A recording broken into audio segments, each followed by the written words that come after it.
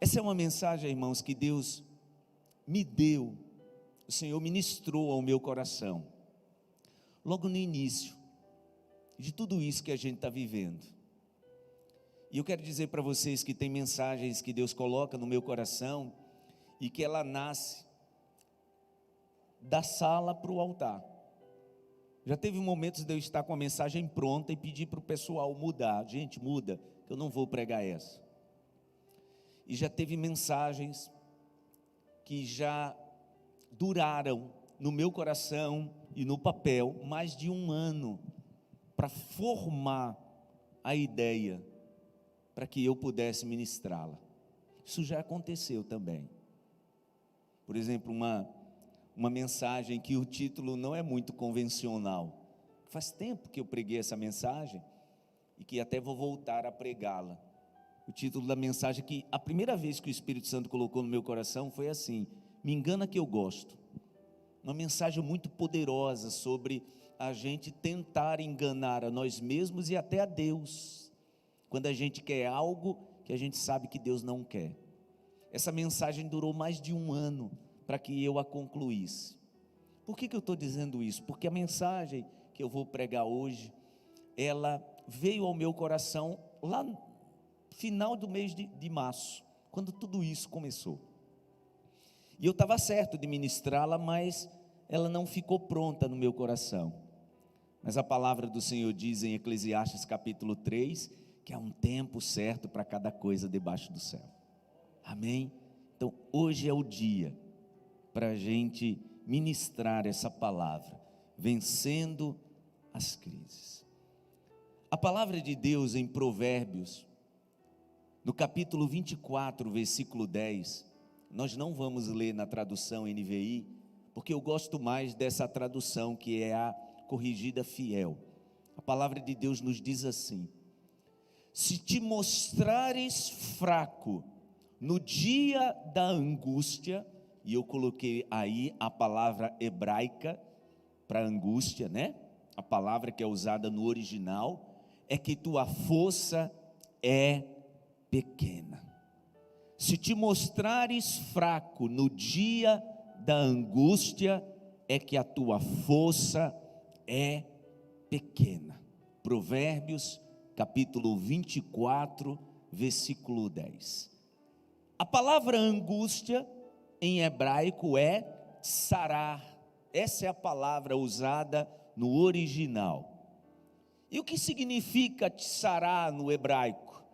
Esse é o significado: estar estreito, está em aperto, está sitiado, limitado, confinado. É o que significa a palavra angústia.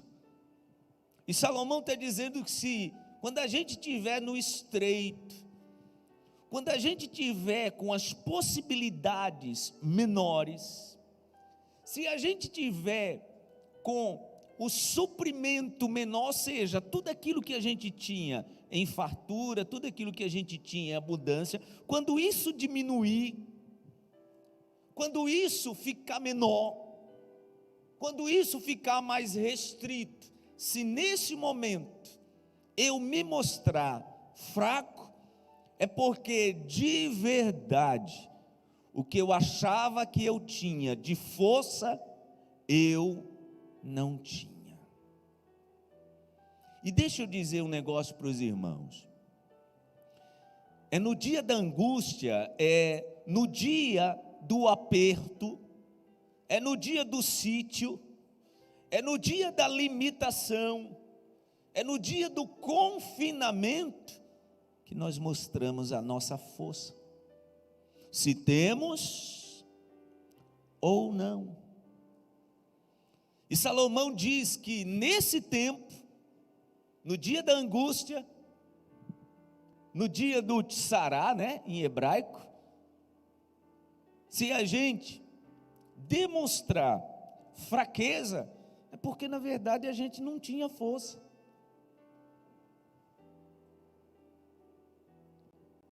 E é na crise, irmãos, que nós demonstramos quem nós somos. É na primeira crise de um casal, por exemplo, que se revela se esse casamento vai prosseguir ou não. E deixa eu dizer uma coisa para vocês. Se revela se um casamento vai prosseguir ou não, não é só no tempo da dificuldade. Por exemplo, tem casais que não conseguem sobreviver ao casamento, porque a fartura chegou, mas eles não conseguiram vivenciar a fartura. E brigaram tanto na fartura, porque antes eles conseguiam estar unidos, quando os dois estavam brigando juntos, era o salário dos dois, era o aperto dos dois. Aí daqui a pouco veio a fartura, nesse momento veio a crise, e a crise, ela sempre revela a nossa força. A crise sempre vai revelar quem nós somos, seja a crise, preste bem atenção, da fartura ou da escassez. É por isso que o apóstolo Paulo, lá em Filipenses, ele diz assim: eu aprendi o segredo, gente, de viver contente, de viver satisfeito em toda e qualquer situação. Gente, é demais, é muito profundo essa palavra de Paulo, quando ele diz assim: eu aprendi o segredo, ou seja, para superar a crise, tem um segredo que a gente precisa descobrir. Sabe por quê? Paulo diz assim: eu aprendi o segredo de viver contente em toda e qualquer situação. Eu sei o que é ter muito, mas eu sei também o que é ter pouco. Eu sei o que é ter fartura, mas eu sei também o que é passar necessidade. E é nesse momento que ele cita aquele emblemático versículo que a maioria das pessoas só cita falando sobre escassez. E não, Paulo está falando de todos os sentidos, abundância e escassez. É quando ele diz assim: posso todas as coisas naquele que me fortalece. Me fortalece quando? Quando eu tenho fartura e sei me comportar como marido, como esposa, como filho, como empregado. Quantas pessoas, irmãos, que perderam amizades exatamente quando veio a fartura? Porque essa pessoa não soube se comportar dentro do seu ciclo de amizade e começou a pisar pessoas. Na verdade, essa pessoa já tinha no coração um sentimento ruim, do tipo: quando eu tiver, eles vão ver. Aí chegou e essa pessoa perdeu. Por quê? Porque chegou a crise. Crise quê? Crise existencial. É sobre isso que eu quero falar hoje, sobre as mais variadas crises. Eu já vi muitas pessoas perderem a família quando chegou fartura, como eu também já vi muitas pessoas perderem família quando chegou a dificuldade. Por isso que Paulo diz: olha, eu sei estar contente quando eu tenho muito ou quando eu tenho pouco. Por quê? Porque eu posso todas as coisas naquele que me fortalece. Amém, meu irmão? A crise revela quem nós somos. Diga isso comigo: a crise revela quem nós somos. Quantas pessoas que eu ouvi dizer que agora na pandemia o casamento acabou? Deixa eu te dizer, esse casamento já estava prestes a acabar. A crise só veio revelar o quanto esses dois estavam frágeis. Quantas pessoas que disseram: olha, agora nessa pandemia a empresa fechou. Não serei leviano no que eu vou dizer, mas eu asseguro que essa empresa já vinha enfrentando dificuldades. Sabe por quê, gente? Crise, e eu já vou citar o que eu preparei para citar no final, sempre traz oportunidade, e a gente vai aprender na mensagem de hoje, que crise sempre traz oportunidade. Sempre.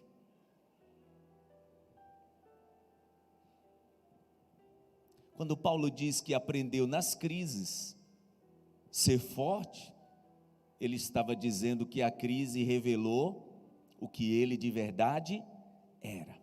Sabe por quê? Olha o que significa crise.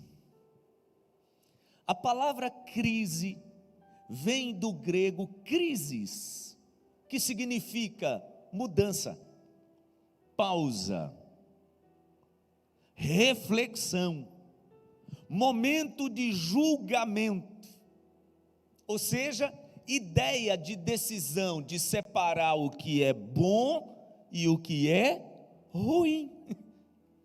Isso é o que é crise.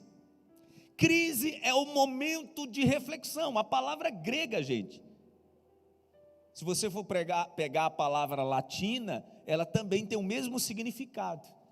A palavra latina crise, né, é só você tirar o K e colocar um C, que você vai ter a palavra original no latim, crises, que significa a mesma coisa, momento de julgamento. Ou seja, olhe bem para mim, crise significa o momento que eu olho para julgar, é isso ou aquilo?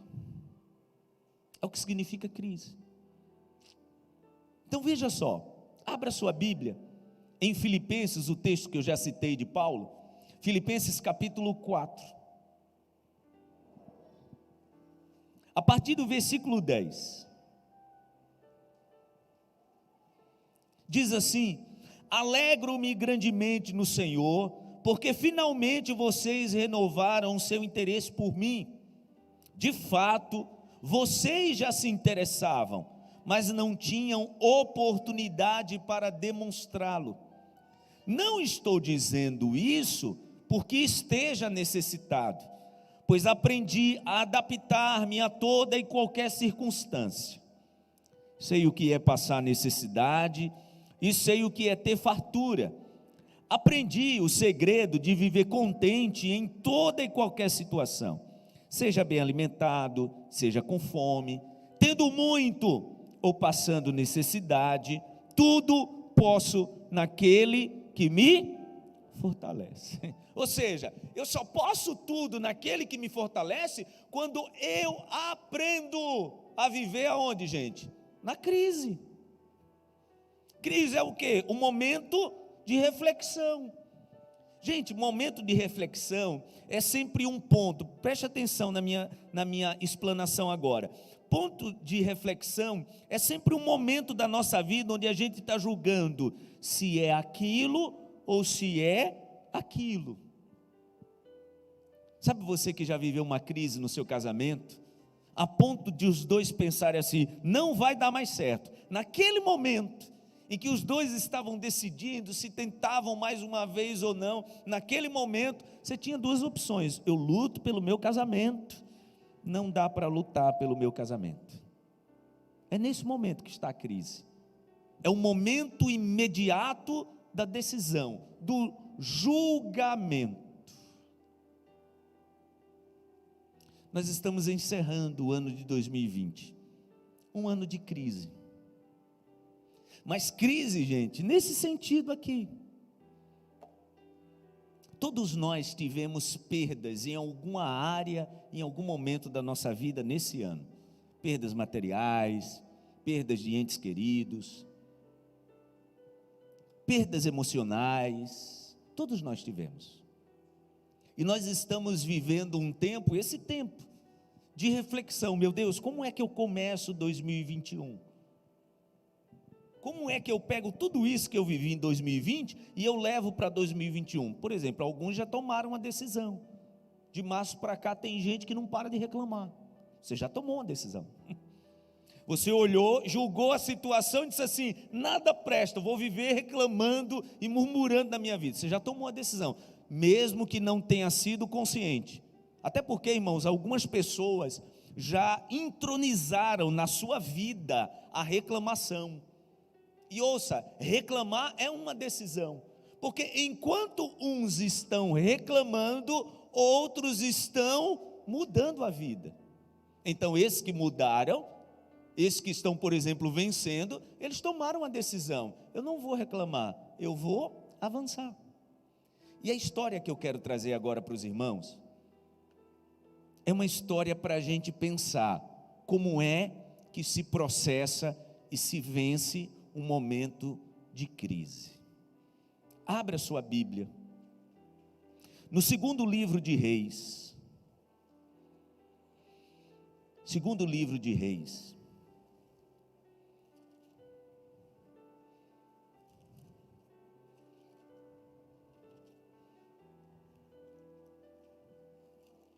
Segundo Reis, capítulo 6. Aí eu vou pedir para você deixar a sua Bíblia aberta, porque a gente vai lendo a história, tá? E a gente vai começar a partir do versículo 24. Como a nossa igreja está com a luz, né? Já até falei para os irmãos domingo que a gente está vendo uma iluminação específica para o nosso momento de leitura. Se você consegue ler, leia aí no seu lugar, mas eu peço para nosso pessoal colocar aqui a leitura. A partir do versículo 24. Eu quero aprender, versículo por versículo, que eu vou destacar muitas lições para você, para mim, para nós, como tem que ser o nosso comportamento no momento de uma crise. Algum tempo depois, Ben-Hadad, rei da Síria, mobilizou todo o seu exército e cercou Samaria. Essa palavra aí também poderia ser substituída pela palavra sitiou. Um momento de sítio, né? Sitiou Samaria, que era a capital do reino de Israel. Tá, gente? Então Samaria estava sitiada. Lembra do tempo da angústia? Sará, em hebraico, é um momento de sítio. E você ser cercado, né? E ser cerceado no seu direito, na sua liberdade. Esse é o tempo da angústia. A palavra diz que Ben-Hadad, rei da Síria, mobilizou o exército e cercou Samaria. Ok, gente? Ou seja, era um tempo de angústia. Angústia que gerou uma crise. Vamos lá. Versículo 25. O cerco durou tanto e causou tamanha fome que uma cabeça de jumento chegou a valer 80 peças de prata, e uma caneca de esterco de pomba 5 peças de prata.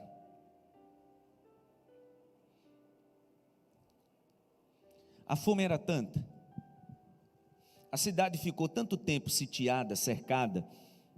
Precisamos entender, gente, que naquela época as cidades eram cidades fortalezas. O que isso significa? Que só quem morava dentro da cidade era o rei, a sua família e a nobreza. As pessoas moravam em casas comuns do lado de fora da fortaleza. Quando existia um ataque, existiam torres estratégicas em pontos altos, e essas torres de vigia mandavam recado para a cidade, para a cidadela, para a fortaleza: estamos sendo atacados. A esse sinal, o rei dava ordem para que os moradores que moravam do lado de fora viessem para dentro da fortaleza. Eles fechavam os portões, trazendo toda a provisão que fosse possível, com o tempo que tivesse, né, o tempo hábil. Depois que eles trancavam o portão, eles ficavam ali resistindo o ataque. E qual era a estratégia do inimigo? Sitiar até enfraquecer. Você entende, meu irmão, que as nossas lutas e as nossas batalhas, elas acontecem exatamente assim? Quando nós estamos enfrentando um tempo de angústia, é exatamente um cerco até nos enfraquecer. Enfraquecer como, pastor? Enfraquecer a nossa fé, enfraquecer a nossa mente. Quantas pessoas, irmãos, que já disseram para o Senhor: meu Deus, estou no meu limite. Por quê? Porque o cerco tem esse propósito. A angústia tem esse propósito: cercar até enfraquecer. Quem está entendendo o que eu estou dizendo? Vocês estão acompanhando, irmãos? O cerco durou tanto que não tinha mais comida. A fome era tanta que a palavra diz que alguém pegou uma cabeça de jumento e vendeu por 80 peças de prata. Uma peça de prata, gente, na verdade é chamado de um ciclo. E um ciclo de prata equivale mais ou menos a 12 gramas. Mais ou menos 12 gramas. Se você multiplica 12 por 80, dá quanto, gente? Dá quase 1 quilo, né? Dá quase 1 quilo. Pega o grama da prata como é que está hoje, e você vai ver quanto é que estava valendo uma cabeça de um jumento. E a Bíblia diz que uma caneca de esterco de pombo estava valendo 5 peças de prata. Sabe o que eu aprendo? Alguém estava ganhando dinheiro na crise.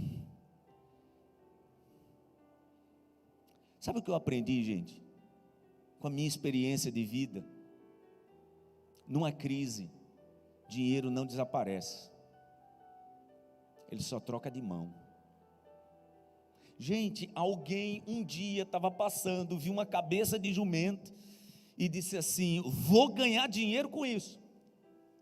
Pegou essa cabeça de jumento, saiu pela rua dizendo: gente, e se havia a oferta, é porque possivelmente tinha o quê?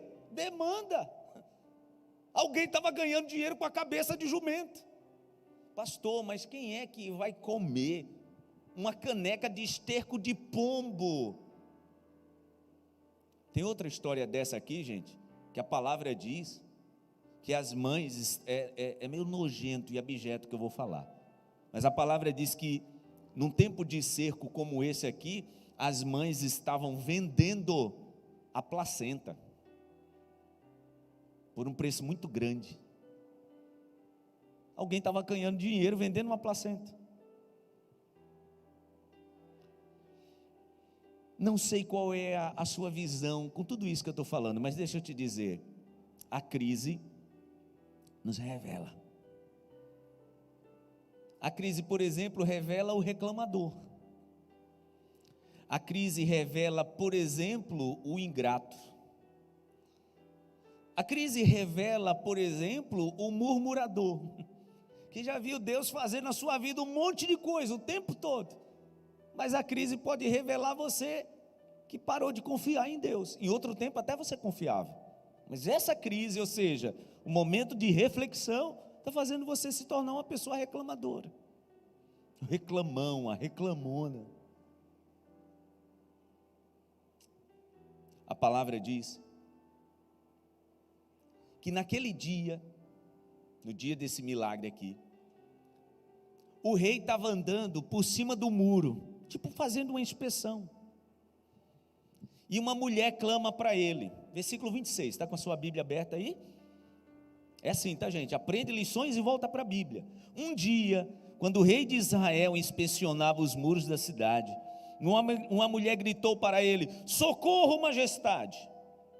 O rei respondeu: se o Senhor não a socorrer, como poderei ajudá-la? Acaso há trigo na eira ou vinho no tanque de prensar uvas? Em outra tradução diz, há vinho no lagar, né? Contudo, ele perguntou: qual é o seu problema? Qual é o problema? Ela respondeu: esta mulher me disse, vamos comer o seu filho hoje, e amanhã comeremos o meu. Então cozinhamos o meu filho e comemos. No dia seguinte eu disse a ela que era a vez de comermos o seu filho, mas ela o havia escondido. Quando o rei ouviu as palavras da mulher, rasgou as próprias vestes. Como estava sobre os muros, o povo viu que ele estava usando pano de saco por baixo, junto ao corpo, e ele disse: Deus me castigue com todo rigor, se a cabeça de Eliseu, filho de Safate, continuar hoje sobre os seus ombros. Deixa a sua Bíblia aberta aí. Gente, a história é bizarra, já imaginou?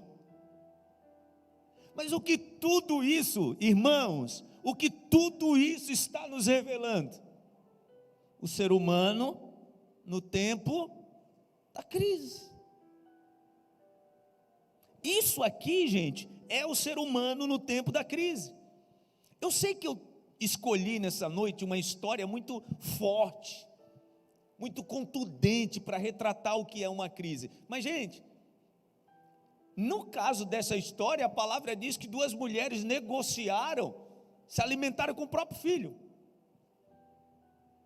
Alguém está dizendo: meu Deus, isso é o extremo.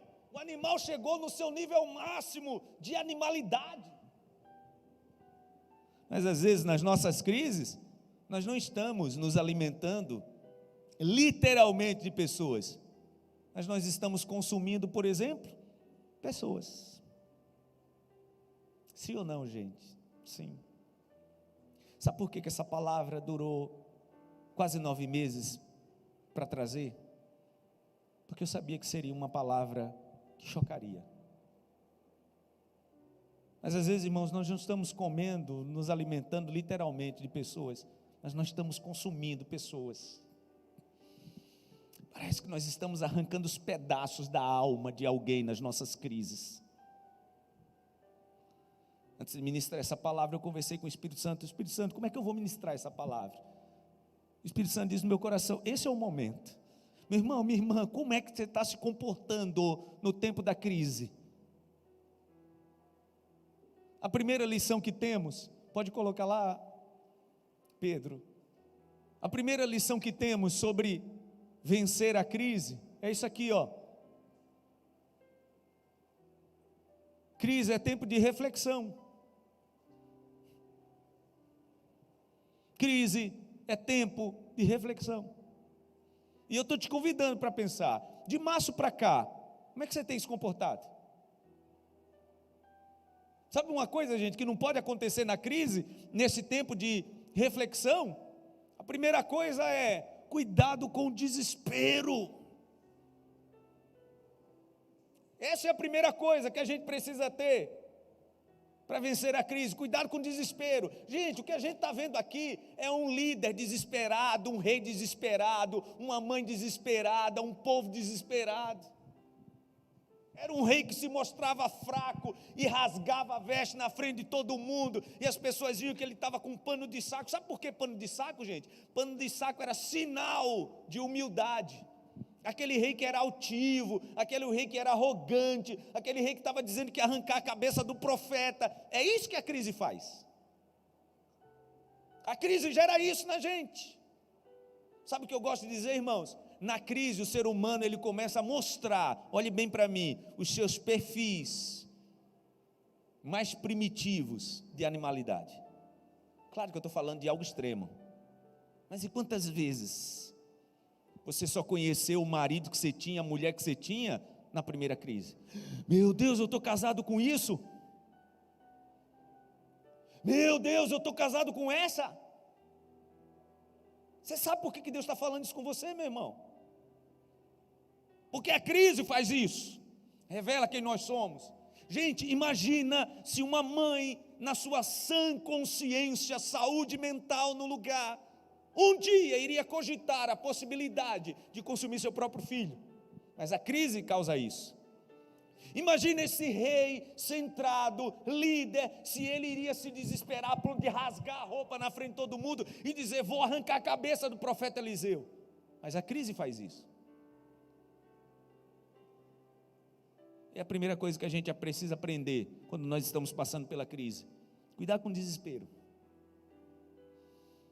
E repito, irmãos, o primeiro versículo que nós citamos foi: se te mostrares fraco no dia da angústia, porque tua força é pequena. No dia do sítio, no dia que a cidade for cercada, no dia que teu casamento for testado, no dia que a tua paternidade, a tua maternidade for testada, no dia que tuas finanças forem testadas, aí sim vai revelar de fato quem você é, a ponto de chegar a esse nível de ser humano primitivo, animalesco. É isso aqui. O rei esqueceu que ele era líder, o rei esqueceu que ele era referência, o rei esqueceu que se ele se desesperasse, as pessoas também se desesperariam. Crise é momento de reflexão. Então ele diz: olha, amanhã Deus me castigue, se Eliseu amanhã tiver com a cabeça no lugar, eu vou arrancar. Vamos continuar lendo, para você ver o nível de desespero desse líder. Ele diz assim, ó, versículo 32, ora, Eliseu estava sentado em sua casa, reunido com as autoridades de Israel. O rei havia mandado um mensageiro à sua frente, mas antes que ele chegasse, Eliseu disse às autoridades: aquele assassino mandou alguém para cortar minha cabeça? Quando o mensageiro chegar, feche a porta e mantenha-a mantenha-a trancada. Vocês não estão ouvindo os passos do seu senhor que vem atrás dele? Enquanto eles ainda falavam, o mensageiro chegou. Na mesma hora, o rei disse: esta desgraça vem do Senhor, porque devo ainda ter esperança no Senhor. Você entende, meu irmão? O que a crise faz? Revela até a nossa ingratidão. O rei estava colocando a culpa em Deus, o rei estava colocando a culpa em Eliseu, e é assim que acontece. No momento do desespero, olha aqui para mim, gente. No momento do desespero, a gente esquece um negócio que é muito importante. Que é o quê? Qual é a tua responsabilidade nessa crise? Ah, não, pastor, não foi eu que criei esse vírus, não. Tá, mas para chegar a esse nível de estabilidade na tua vida financeira, de família, qual é a tua responsabilidade? E sabe, irmãos, nós somos experts, nós somos craques em culpar os outros. E ouça, isso não é de hoje não, é de lá do princípio. A gente gosta de culpar os outros. Acho que mais ou menos no nosso terceiro culto com a igreja vazia, quando tudo fechou, eu abrindo a porta da igreja, meu coração angustiado com tudo aquilo, para preparar a igreja para a gente fazer o culto online. Quando eu meti a chave no cadeado que estava vindo, vinha vindo um casal, e eles estavam conversando, e o cara, quando passou por trás de mim, ele disse assim: a culpa de tudo isso é dos pastores, da igreja, bem alto para eu ouvir. Sabe, eu percebi que era provocação, mas tirando toda a provocação, na verdade aquele homem estava revelando, estava desnudando a alma dele. Possivelmente ele é uma pessoa que sempre culpa os outros. E sabe, irmãos, todas as nossas angústias e dificuldades, nos nossos tempos de crise, a primeira pessoa que a gente precisa olhar é para dentro da gente. Se eu olhar para dentro de mim e perceber, nisso tudo aqui, nisso aqui, nisso aqui, nisso aqui eu já agi, pronto. Aí agora você vai atacar onde de fato você precisa agir. Está aqui o rei, um desesperado, um descompensado, gente. É o que acontece com muitas pessoas no tempo da crise. Ah, meu casamento está acabando, é por causa de você, porque você não tem jeito, a culpa é sua. As minhas finanças estão desse jeito por causa de você, só você gasta, economiza e você gasta. Ah, a gente não se dá bem, a gente não se entende porque você. E assim é a gente. Assim era o rei, assim era o líder. A culpa era de Eliseu e por isso ele ia arrancar a cabeça do profeta. Ele não se deu por satisfeito, meu irmão, olha aqui para mim. Ele não se deu por satisfeito e disse: quem é culpado disso tudo aqui é o Senhor. Quer vencer a crise?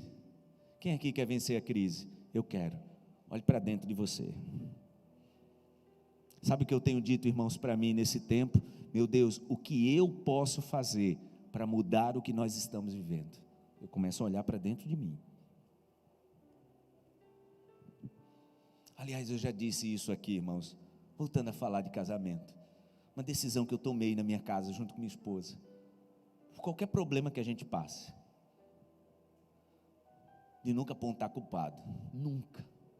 E Deus tem nos feito viver isso como uma bênção, e um tempo de paz, dentro da nossa família, seja o que for, não tem culpado, tem quem vai se levantar para resolver junto. Às vezes a gente está passando um apertozinho mais, minha esposa manda uma mensagem: eu posso comprar isso? Eu digo para ela: meu amor, você nem precisa me perguntar. Se a gente estiver na bonança, a gente vai passar na bonança junto. Se a gente estiver na dificuldade, a gente vai passar na dificuldade junto. Acabou. Então, quando eu quiser comprar algo para mim, eu tenho que entender: se apertar, a gente vai passar junto. Pare de culpar quem está perto de você, meu irmão. Pare de culpar porque teu casamento não deu certo por causa do outro, da outra. Pare de culpar. A crise revela isso. Pessoas que não assumem responsabilidade. O tempo sempre revela isso. A culpa sempre é dos outros.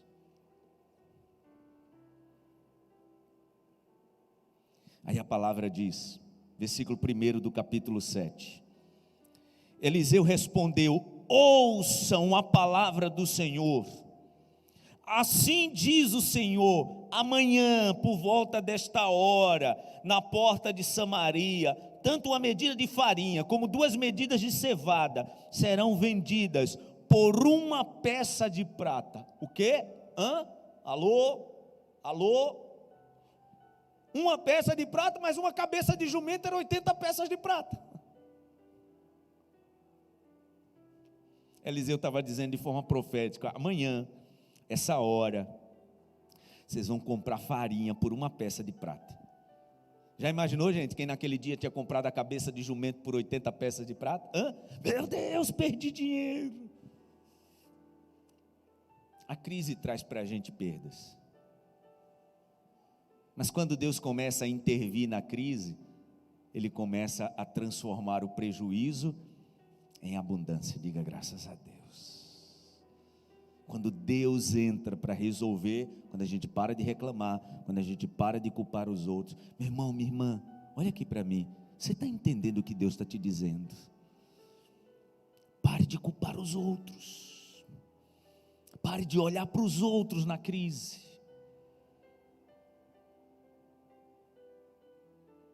Comece a olhar para dentro de você. E confie na palavra de Deus. Quer vencer a crise? Confie na palavra de Deus. Se Deus está dizendo que no outro dia vai ter 2 medidas de cevada e 1 medida de farinha por uma peça de prata, confie, acredite. Se Deus está dizendo para você que 2021 será diferente e Ele vai te prosperar, acredite. Pastor, mas eu não estou vendo. Vamos continuar a história, para você ver o que acontece na crise com quem não confia na palavra de Deus. Diga assim comigo: meu Deus, continue falando ao meu coração. O oficial cujo braço o rei estava apoiado, imagina, viu gente?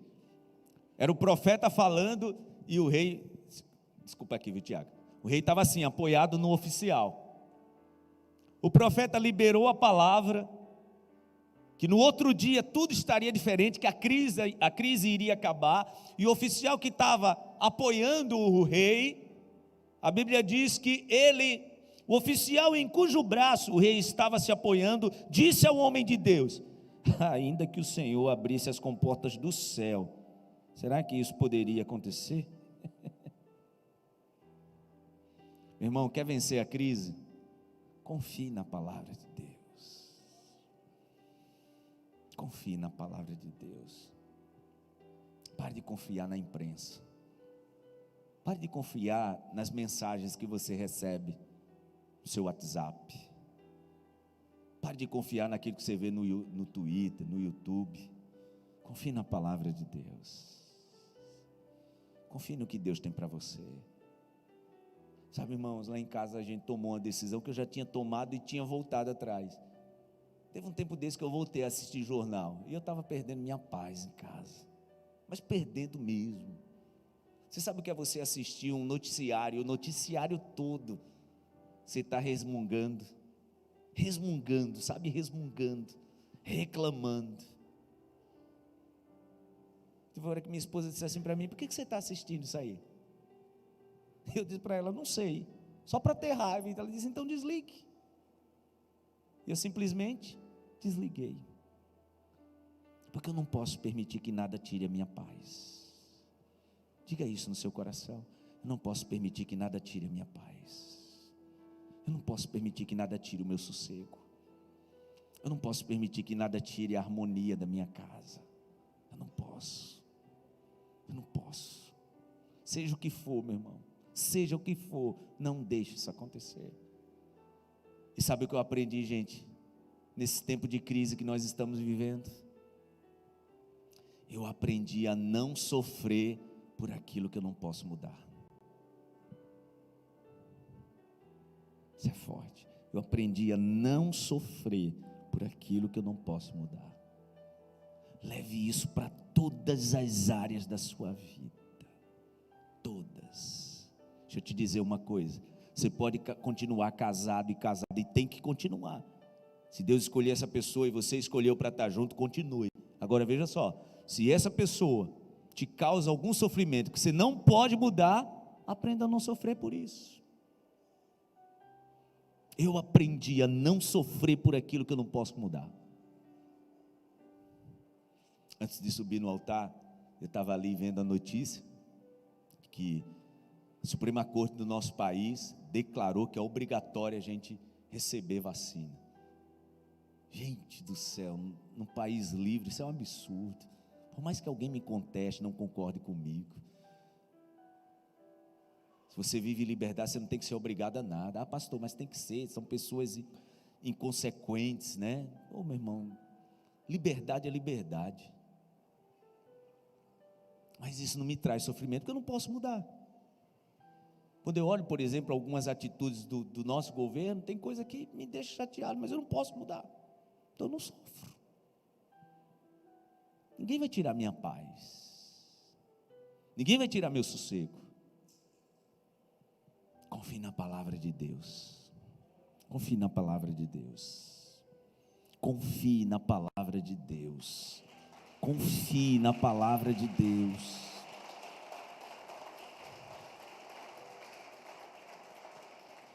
Mas Eliseu advertiu: você verá com os próprios olhos, mas não comerá coisa alguma. Pesado, viu, gente? Quando a gente não confia no que Deus está nos falando, sabe o que acontece? A gente até vê a bênção, mas não consegue tomar posse.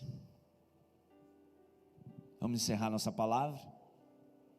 Eu não vou entrar nos detalhes, né?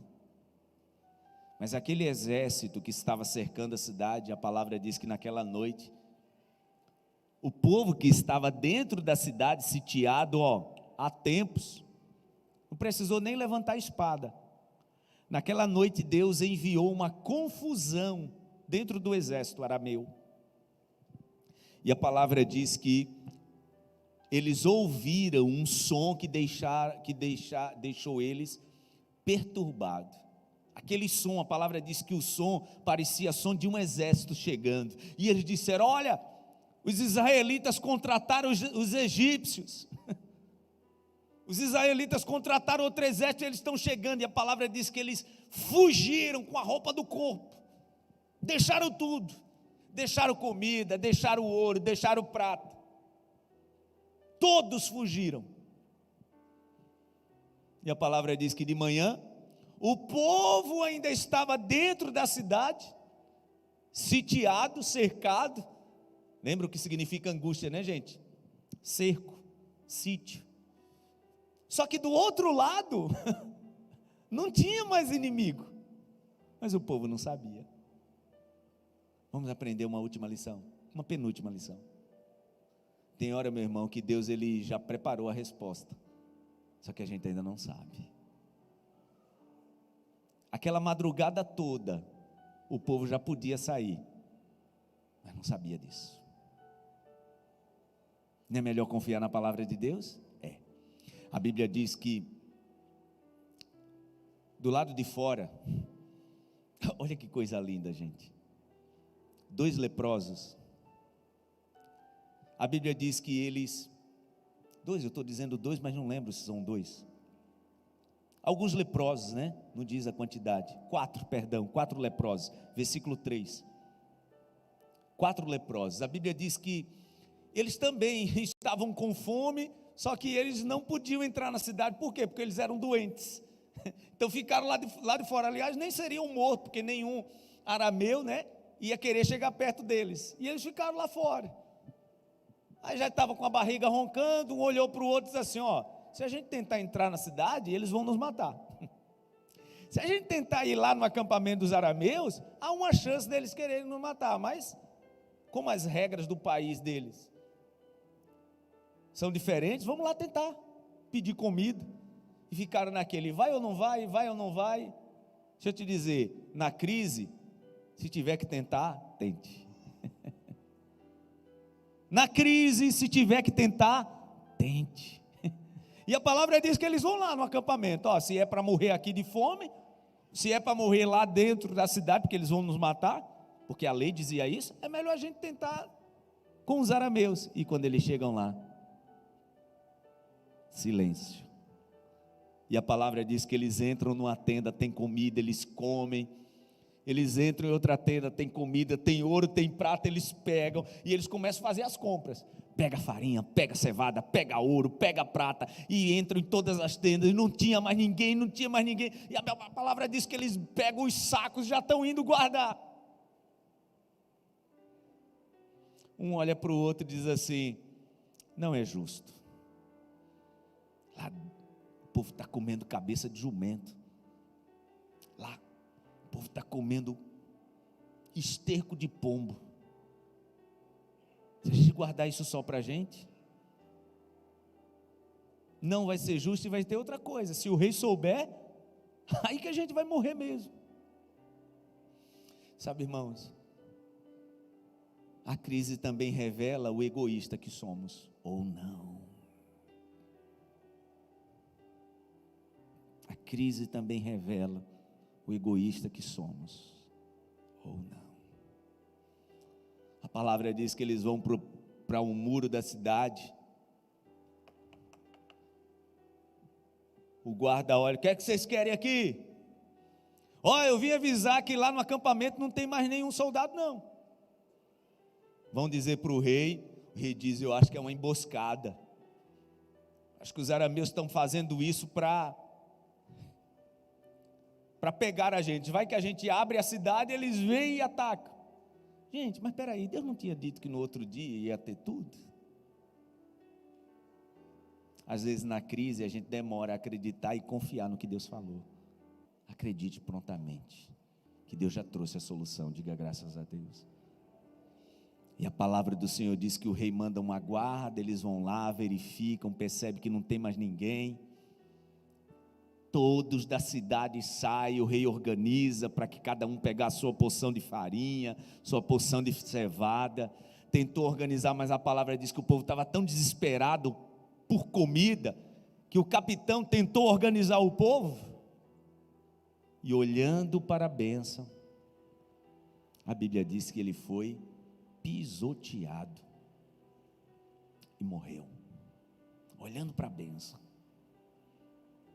olhando para o final da crise, ele sucumbiu. A crise já tinha acabado e ele sucumbiu. Olhando o milagre de Deus, sabe o milagre bem pertinho, só ele estender a mão e pegar? Ele sucumbiu. Oh, meu irmão, por mais que digam que não, a palavra do nosso Deus é que Ele já trouxe a solução. Ninguém é maior que o nosso Deus. Creia, ninguém é maior que o nosso Deus. Nenhum homem com mente mais maléfica que seja tem um controle. Quem só tem o controle de todas as coisas é o nosso Deus. E Ele já declarou que tem solução e vitória para toda essa crise. Diga graças a Deus e aplauda ao Senhor. Viu a bênção, mas não pôde pegá-la. Fique em pé no seu lugar. Aproveite as oportunidades de Deus geradas nessa crise. Você está aproveitando? Você está aproveitando? Sabe, gente, eu tenho aproveitado ao máximo as oportunidades que Deus tem me dado. Com a minha família, com os meus filhos, com a minha igreja, comigo mesmo. Hoje foi um dia muito especial para mim. Coisas que faz tempo que eu não tinha me permitido. Deus me ajudou nesse dia. Aproveitar, já que Ele me deu a oportunidade, aproveitar. Ao invés de reclamar, aproveitar. Diga para a pessoa do seu lado: ao invés de reclamar, aproveitar. Aproveitar o quê, pastor? Aproveitar o quê, pastor? Aproveitar o quê? Você não sabe nem o que eu estou vivendo, sei mesmo não. Mas deixa eu te dizer, olha aqui para mim, do outro lado do muro, que parece que tem um inimigo que está nos impedindo de viver a bênção, do outro lado do muro, já está tudo resolvido, já está tudo resolvido, Deus já trouxe solução, Deus já colocou em confusão os seus inimigos, Deus já preparou todas as coisas, é só o dia amanhecer, para você tomar posse. Deixa eu te dizer, o dia já está amanhecendo. Quem confia nessa palavra? Levante a sua mão direita para o céu e diga assim comigo: meu Deus, eu creio que o dia já está amanhecendo. Eu creio que o Senhor já trouxe solução para essa crise, no nome de Jesus.